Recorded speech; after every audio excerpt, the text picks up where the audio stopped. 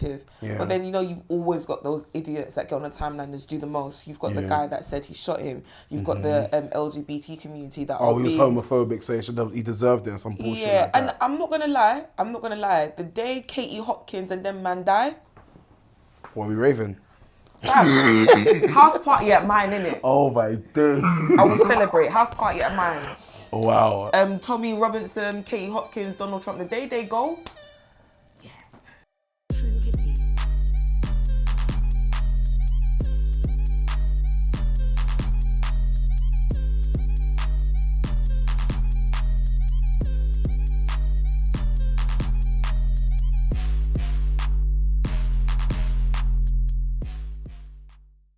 Shit, but this shit was way deeper than rap with that nigga, you feel me? Like, chilling in his own parking lot, he own that shit.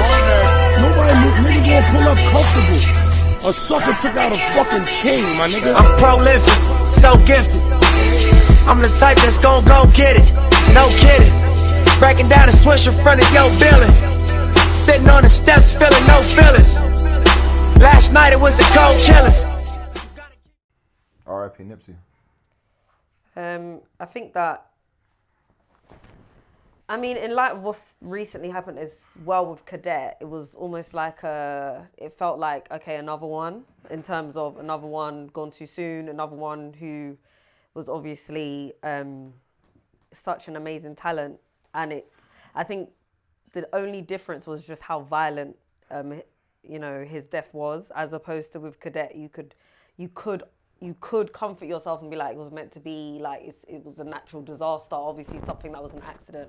But with Nipsey, this was a deliberate, like, you know, attack. First of all, rest in paradise, Nipsey. Absolutely. You know what I'm saying? Like, we had this, it's crazy how many people we've lost, but like the overwhelming response has been like, out of all the L's that we've taken, a lot of people say this is the biggest one in hip hop since Pac and Biggie. That's a big statement, you know?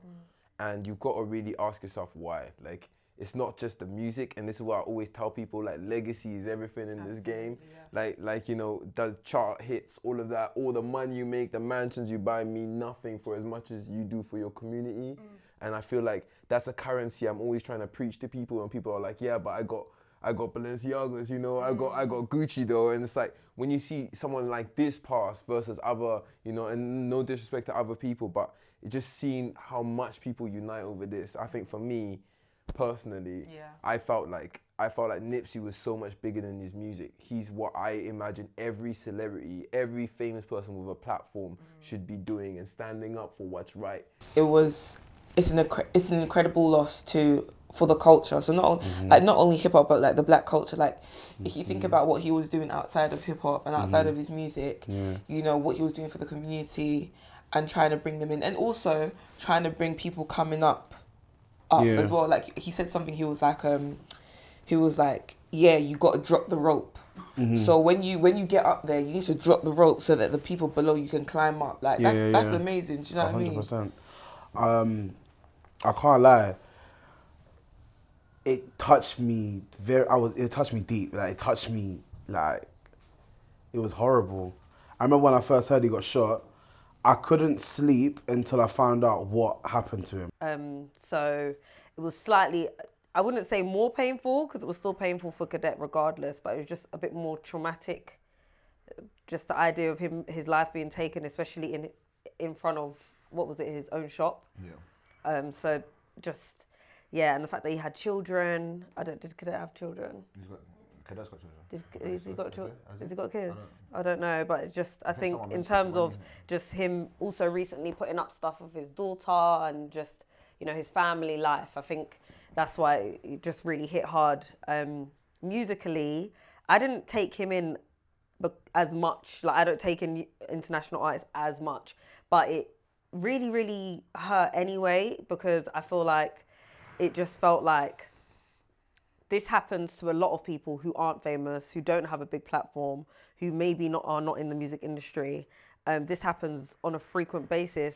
But I guess when something like this happens to such an influential person, what it seemed like a genuine man, it's almost like, I wouldn't say it's a reminder that it happens in every day, but it's almost like that kind of, it can happen to anyone. At the risk of your reputation and credibility and risk of sponsorships, standing for your community and all of that. I don't know, man. I was hella touched, but hella proud to see how everyone's carrying this baton and being like, he's gone. Now we've got to be that. We've got to do everything. We've got, like, Nick Cannon wants to take on the documentary. Everyone's talking about Dr. Sebi, which is sick, you know. But like, I don't know, for me, there's a part of me that's sad he's gone, but hella happy that people are rejoicing in this way, because it really sets a tempo for the next generations to look up to and want to follow. Of course. For me personally, I can't say that I listened to Nipsey Hussle, but it was a big thing knowing that he'd passed, because like you said, it's like a lot more than just the music. It was a thing where we all knew, like, no matter where we came. It's so crazy that someone that is from a whole different country, like their music and what they did for their own community in that small little space, inspired so many different people across the world. So for me, I was more touched by the fact that he was such an amazing human being. You could see the way he loved Lauren London, how he loved his children, how he was giving, how every time we even saw him on social media, it was never like nasty ever, really. Like, he was a funny guy, a nice guy, giving, caring. Things like that touch you differently. And because of like all of the passings that we've had so far from the end of 2018 with Mac Miller all the way till now, everyone's been kind of like young and kind of like us, and have been, like people that we see and we look up to, not even on like an Aretha Franklin kind of scale. It's like, this is someone that I have in my iTunes library, like right now. That's what made it super sad for me. Like, I need to know, was he alive? Did he die? I needed to know before I slept. And then when I found out he passed, it was just... It was so sudden. It was, exactly. It all happened like within an hour. An hour, exactly. Yeah. It was heartbreaking, and just like, I was never like the biggest Nipsey fan. Like, I always knew he could rap good, but him just as a figure, and he just always I was a Nipsey fan. Like, I remember a few months ago, 2 months ago, me and my friend were on a timeline talking about him, because he just dropped a new song. They were all going at it, and then obviously, you know, he talked about dropping that Dr. Sebi documentary. Although I don't necessarily agree that Dr. Sebi should have a documentary about his cures, because I think it was all bull. But just like what he was doing for the culture was great, and his music was great. Like, he made a song. He had the best rap album of last year. Like, the guy was arguably live. And like Grammy recently nominated. with his verse about Donald Trump as well, like that was live. Yeah. Fuck Donald Trump, don't know.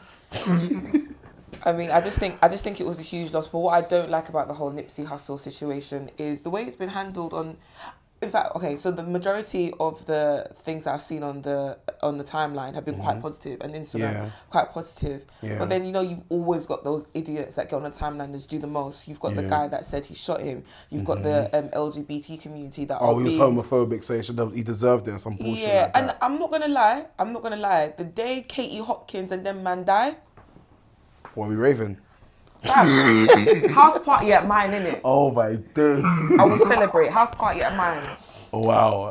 Tommy Robinson, Katie Hopkins, Donald Trump, the day they go. Yeah.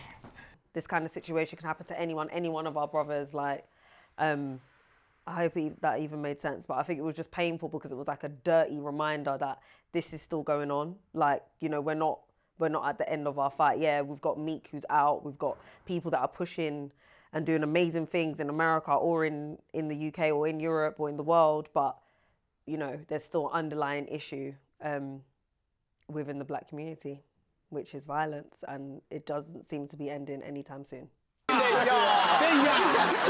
Yeah. Go on, Jimmy. Yeah. Come on, Jimmy. You think he's got it, yeah? Yeah, I think he's got it. All right, let's run the track, please. Run the track. Can we turn out? Can we turn out? Let's turn out. Can we turn out, please?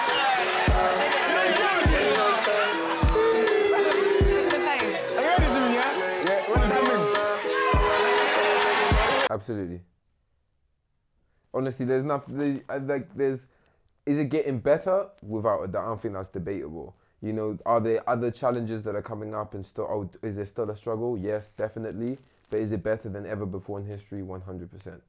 Like, especially that we have people who were YouTube stars, who are now directing multi-million-dollar US budget films and swearing that in their careers they will only hire black lead actors to combat, you know, historical like inequality in the entertainment industry. So that's 100%. all I'm there for, by the way. Yeah, you know what I'm saying? Amen. Like it's our time, and yeah, yo, I'm not saying we're running stuff. I'm not even saying that we're majority or close to that, but we are starting to get that representation in. We are starting to get people into the top tier. Cool. You know, who are calling the shots. I think a few things. So first of all, yeah, it would be a lie to say that it's not becoming a bit more normal now to see like black faces, black-led TV shows. Because if I said, yeah, it's not normal, then I'd be like, it may not be normal yet, like the bog standard, but it's becoming a thing now. Yeah, definitely. Whereas before, we wouldn't see that. You would see you'll see the Oprah Winfrey show that's been going on for how many years? You know, over 20 years. In America, not even in the UK, you see like Arsenio Hall, who eventually got like things like that. So like cancelled twice. Do you know what I mean? Man came back and they were like, no. They're like, yeah. But so like they definitely have gotten better at it, and I think you'll only get better. In terms of why it's so, I think it's because of us. We constantly make noise about it. We constantly make noise. Also, I feel like there's a lot of us moving into certain positions to give other black people chances to do their show. Like, I don't ever remember seeing a TV show like Famalam. Yeah. Back in the day. Like some of Famalam's jokes though, they're a bit... It's a bit controversial. Oh no, I find them funny. You know that slavery joke? Yeah. I find that funny as fuck. I thought the jokes were dead, but the message was good. Yeah. But I think it's getting there, and I think, you know, we're only going to see a rise on it. Obviously, you've got enough shows coming this year. You've got Top Way, you've got The Blue Story in this country. So there's a few coming out. So, you know, we just need to follow America's lead really with that. Yeah, I think that, do you know what? There's the common idea of having tokens. I think that there's a specific type of black entertainer that is given like the token. Right. And they represent a large, like, group of let's just say like whatever. So we've got us, we have like John Boyega for instance. He's what you can argue is now a token for the black UK actors. Stormzy is a token for black UK artists. You know, they'll put him on like a Coachella and that's tick. Do you know what I mean? I think yes, there's a lot of leading films, series and things that are coming out, but I still feel like there's a bit of tokens in the industry at the moment, and I say that not necessarily in a bitter way because they are championing it. They are championing, I can't say that word. They are pushing it amazingly. So Stormzy's an amazing representative, so is John Boyega, so is Idris Elba. These are amazing examples. I just think I'd like you know, for a lot of opportunities also to be given to maybe some people that aren't as well known or haven't had to get themselves to a certain level before something is brought out. Yeah. And I'm here for that too. I feel like for me it's more than just black TV because we've seen black TV, but now it's kind of different where we're less playing on like, I guess, stereotypes. I mean, there will still be like a black nuclear family and what we see a black nuclear family to be. But let's say in like Us, it's a different type of scary film than anything I've ever seen before. And probably what I don't know, was expecting from a black movie, even though I don't know what I was expecting in the first place because it was a horror movie. Yeah. But yeah, I think that it's more than just, okay, cool, do we have more black things? Of course we do. But it's the way that it's being put across now. So even with the Big Nasty show, I feel like that's different to anything we've seen because it's kind of like what we joke about, but on telly. Yeah. Do you see what I mean? Because where else would you find Jimmy Carr and NSG doing the options dance? There's like nowhere else that would actually happen, except for maybe in a joke with you and one of your friends, like, oh my God, could you imagine that? And it's things that we could have imagined, shout out to Solange, on screen, innit? Yeah. So yeah, look, like sometimes for me, when they do that African jokes, that's when I get annoyed because the accents sound mad. Do you see that one about the African aunties? Grandson. Listen, that is hilarious. I was dying. Look at my grandson. And even though I couldn't stand the accent, I thought it was absolutely terrible. But the message and like what they're saying here is true. He has four children. Yeah. Damn, that's what you mean. Like, no, honestly, I feel like shows like that as well. And you know, a lot of people, so with the slavery joke, a lot of people are like, you can't joke about things like that, yeah. And I'm sorry, you can joke about Anything. absolutely Oh my God, my everything. Come on. Like, Everything. I know that it can, and I'm not gonna say it's not triggering because I understand it can be triggering, but you Let them trigger them. Listen. And some people also say things like it's all about execution. Even that is subjective because. For me, I thought that slavery joke was executed perfectly. Yeah. But for someone else, they'll be like, no, it's not executed well. That's why it wasn't funny. I just feel like people are hypersensitive. I don't know. No, they are. And with hypersensitivity, I think it creates the complete opposite of that. People that are just not shocked or worried about everything. Do you know why I think you need to be careful when we say someone's hypersensitive? Why? Say it was a white man making a joke about something we didn't find funny. And they use the excuse you're hypersensitive. No, I'm not gonna lie. If it's funny, it's funny. And also, I think that in the UK specifically, there's only certain type of films that get commissioned. So, for instance, you know, with the stereotypes of black culture, youth culture, you know already what Top Boy is gonna kind of be centered around. Intent, you know, kind of what the stereotypical kind of, you know, the characters and stuff, you know what they're gonna be centered around. So I think we need a little bit more creativity in that side that actually gets commissioned. Because I know that I know that it exists. I know that it exists. So I know that that level of creativity exists in regards to there are a lot of like positive projects and things that are going on. But I just think that they don't chart as much. They're not like, I need a Black Panther type level thing. More of that, if that makes sense. Along with the big nasties, along with the Top Boys, along with the intense. I just think I need something more than what is the stereotype of black people in the UK. Because not all of us are the same. There we go. What are you going to say? I was just going to say Family is quite funny. I think that's a show that I think gets overlooked very easily by Tom Mucci. Yeah, man. I think. Yeah, no, there's definitely room for more creative aspects on the culture rather than just the typical. Yeah, because right now I'm thinking. In the headlines in the UK, despite England's win, Sterling silenced the racists. This is after monkey chants were aimed towards Danny Rose when he was booked late on in the second half. You can see Raheem Sterling there responding to the fans. That's after he scored the 5th goal. Gareth Southgate coming out and saying, I know what I heard. Raheem Sterling saying best way to silence the haters. And yeah, but that's what I'm saying. Like, there are so many black people that have played in English football teams for so long, but like Raheem is the one you're seeing like direct things happening. So why are people saying this is the one we're gonna like do this in part like heavy on? Because he's the best one. Yeah, and I feel like his background doesn't actually help as well. Because I swear he was born in Jamaica.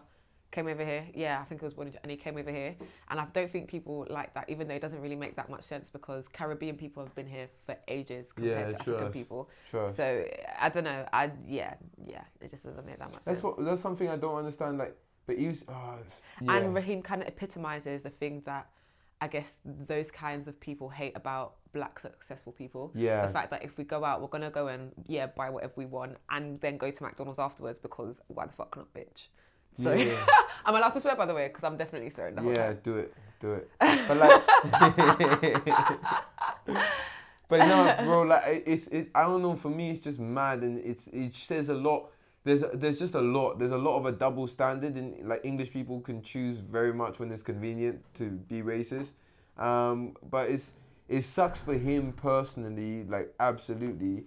But like that's when you're a torchbearer like that, that's kind of like what you're getting. Like, you know, you're the one that's standing up for this, and you are bringing to light this problem. And I think it's really crazy for me seeing how it's only really now being a topical conversation that people are taking action. Ban them. Yeah,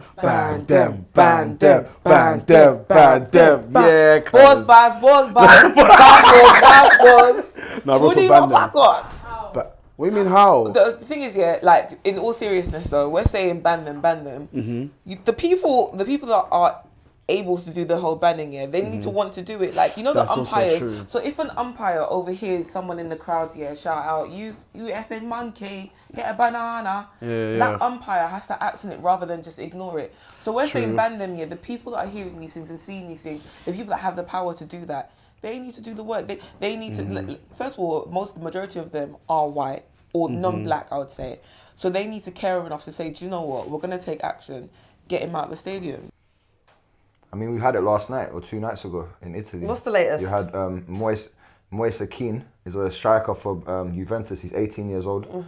He was getting racially monkey chanced the whole game, and they're playing away from home. Okay. He's then scored in the last few minutes, and then he's just gone like that in front of the fans. Like, yeah, what you saying? In your but face. then his centre back, like the Italian guy, Bonucci, Pusio, came up to Moise Kean, the striker who got racially abused on his own team, grabbed him and threw him to go back and was like, dickhead, like, no. And then his own team member? Yeah, so he then came out and said, listen, it's 50-50 at the end of the day. He should not be provoking the fans like that. And it's like, but hold on a minute. You're a dickhead. So that's why you've had Ian Wright come out. Ian Wright went on Instagram. I'm sorry, I didn't hear anything about this. No, yeah, this is what happened, isn't it? He grabbed his own team member. And said, yo, go away from the fans. Get away from the fans. Like, just fuck off. Like, stop provoking them. But he's an Italian centre-back. I am floored. And he basically said it was 50-50. I am floored. But then that's why you've got Ian Wright today. Ian Wright commented pussyo on his post. What Ian Wright went on Bonucci's post and went, you're a pussyo. So Ian Wright, old man Ian Wright came out with pussyo. Someone get me a bat because I'm good. Raheem Sterling came out, obviously, naturally. Raheem Sterling, who I feel now is like the Colin Kaepernick. Oh, you have to be kidding. Raheem actually hasn't said anything about it until really recently anyway. So I feel like that's why it's a really big topic like to talk about, because he actually hasn't said anything until now, like until people... Come? I just think he just didn't want to. Like, there's a whole thread about so many different headlines, I think, from so many different papers about Raheem. I saw that, yeah. Those titles are horrible, bro, fam. as in going on and on and on. But I think it's now that he's starting to actually, like, talk back and, like, actually say something about it, which is great. And all power to him, to be honest, because we need to stamp racism out of football. Yeah, trust. Also, English people need to check themselves now, like the nationalists, because football is just one. It's just, you know, the forefront. But like, even when we go overseas, like we're just as bad as Russians, you know, like, you know, and it's mad because Russians can at least say we don't have black people where we come from. I feel like that's so mad though, because even if it's for like your national team or for your club, how are you gonna hate someone that is literally scoring your goals? That's the one thing. That's exactly what I was thinking though. Like, as in they've scored and they want to come. Yeah, that's what I was gonna say first. But when you said Chelsea, the Chelsea fans obviously it would be opposition teams, so they're just trying to, like, you know, to wind them up. But if it's for your national team, you're still gonna hate on the guy and he's your top goal scorer. That's the madness. Yeah, for real. Do you know what I mean? Escort him out the stadium, because I guarantee you, if I don't know, I feel like the people, the powers that be need to want to do more in order to do more. And then maybe, we need to kick up more of a fuss. People like Raheem Sterling, I honestly don't know how that man does it. He's so strong. Fam. The things they get onto Raheem for, like the newspapers and stuff, it's just been like not washing your car. You bought your mum a house. It's like, I also feel like papers like Daily Mail, Sun. I don't read them. I think no, obviously none of us read them, but I do feel like there needs to be some consequence for the obvious and blatant racism. See Rupert Murdoch? You can't touch Rupert Murdoch. You can't touch Rupert Murdoch, boy. Isn't he dead now? No. Oh. No, he's not yet. He's rich and powerful. Anyway, he's old. He's old, rich and powerful, but you know the man that. Listen. But I do feel, in terms of like what should be done, the powers that be, the people that hear these things, see these things, and can change these things, need to want to do it. What? They grabbed him off. No, he grabbed him and threw him back to his half of the pitch and was like, yo, don't antagonize the fans. What do you mean his half of the pitch? So basically, when you score a goal, you have to go back to your half, innit? Oh, you mean like that? Oh, yeah, to kick in the middle. He's like, yo, go leave the fans alone. Yeah. Oh, and then okay, he came out in the press afterwards, and then the press was like, it was 50-50. Okay, first of all, and he's white. Yeah, he's white Italian man, yeah. Okay. But then Raheem Sterling obviously has been racially abused. I just don't really know what to say right now. You can go on YouTube. You see, when I'm defending myself, against racism, God protect the person that tries to stop me if you ain't fought my fight. Sorry. First of all, he's on the same team as him. How can you blatantly disrespect your team member like that on camera? Even if you wanted to give him advice, and if it was genuine advice, because we all know it wasn't, babe.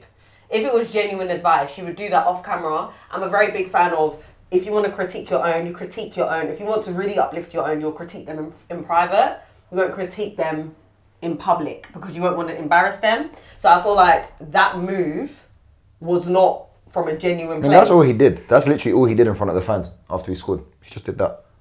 That's Do you literally know all what? he did. Do you know what? I'm tired. I'm actually so tired. If it's my own team member, you know, that's how you know there's still racism within. Well, in Italy it's certain rife. clubs. In Italy it's rife. In Italy it's huge. Italy, they hate us anyway. All them I've been players there. should- them I've players been should there. come They in. scream Beyonce. Tell me, do I look like her? Can you see? Do I look like her? Am I as light as her? They But scream no, as Beyonce. for Sterling, it's a thing where in this country, I think obviously the Premier League, they need to tackle obviously the racial abuse he gets from the fans. And I think the same energy that we had in the Football League game when Aston Villa played Birmingham, how the fan ran on the pitch and punched Jack Grealish in the head, he was in prison the next day. It should be that same level of bring that energy, same energy. when you're I screaming, mean, do you when know you're throwing what? bananas at Do you man know and you're what, doing all of that. Football in its nature is quite European. It's a European And sport. it's quite, and you know, I would say England is bad in terms of the racism, but it's so much more worse when you go to the other countries in Europe. Yeah, but because they I just think, but at the haven't same quite- time, they it just underlines here. It leads from what Ham was saying earlier in the sense of it's like No, in but it's Russia, way worse. in Russia, it's like okay, they're racist, but then they don't know because they haven't got black people in Russia like that. Over here, I would argue it's much worse in the sense of these people are holding it in and they wait until that 90 minutes kicks off and there are around Yeah, 50,000 get people to get their pussy out and really, Yeah, and really go just- for it because that's when they feel they can belong. It's-